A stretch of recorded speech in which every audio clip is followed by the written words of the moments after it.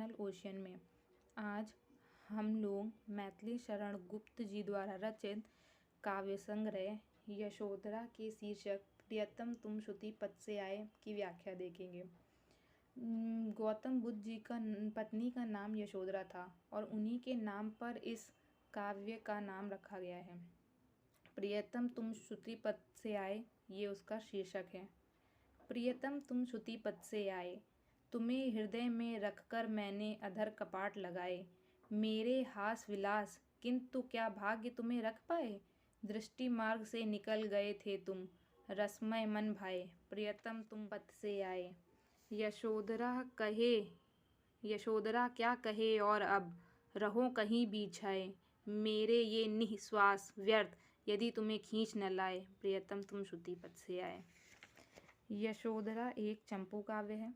चंपू काव्य का अर्थ जिसमें गद्य और पद्य दोनों मिश्रित हो, उसे चंपू काव्य कहते हैं। प्रियतम तुम श्रुति पथ से आए, इसमें गौतम बुद्ध जी अपने सिद्धि मार्ग में यशोधरा को रुकावट समझकर उन्हें रात में अकेला सोता हुआ छोड़कर महल से चले गए थे। यशोधरा गौतम बुद्ध को दोष नहीं देती हैं। वे गौतम बुद्ध के चले जाने पर अपने पूर्व राग पहले के प्रेम को स्मरण करते हुए कहती हैं, प्रियतम तुम श्रुति पथ से आए, अर्थात तुम्हारे गुणों को सुनकर मैं विवाह से पहले ही आपकी ओर आकर्षित हो गई थी और आप मेरे हृदय रूपी घर में कान के द्वार से प्रवेश कर गए थे। अर्थात आपके गुणों से प्रभावित होकर ही मैं आपसे प्रेम करने लगी थी।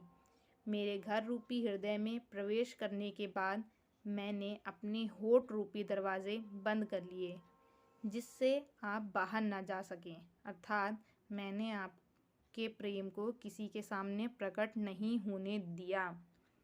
मेरे हास विलास किंतु क्या भाग्य तुम्हें रख पाए। यशोधरा कहती हैं, मेरी खुशी, मेरा सौंदर्य, मेरा प्रेम आपको रोककर नहीं रख पाया। अर्थात आप मुझे छोड़कर चले गए और मैं आपको रोक नहीं पाई। दृष्टि मार्ग से निकल गए थे तुम, रसमय मन भाए।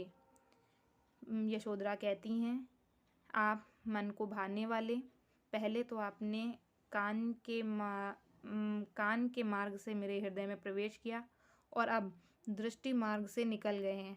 अर्थात आप मुझे छोड़कर चले गए हैं, मेरी आँखों से दूर हो गए हैं, मेरी दृष्टि से दूर हो गए हैं। प्रियतम तुम श्रुति पथ से आए, आप श्रुति पथ से आए। यशोधरा क्या कहे और अब, रहो कहीं बिछाए। यशोधरा कहती हैं कि मैं अब क्या कहूँ, मैंने तो अपने मन के सभी भाव व्यक्त कर दिए हैं। इसके अलावा मैं आप क्या कहूँ। अब कहीं भी आप निवास कीजिए। मेरे ये निःश्वास व्यर्थ, यदि तुमको खींच न लाए।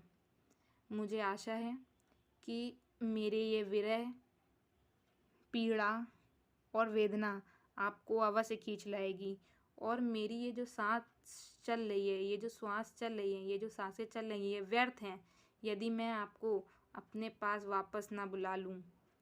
अर्थात आप लौटकर अवश्य आएंगे।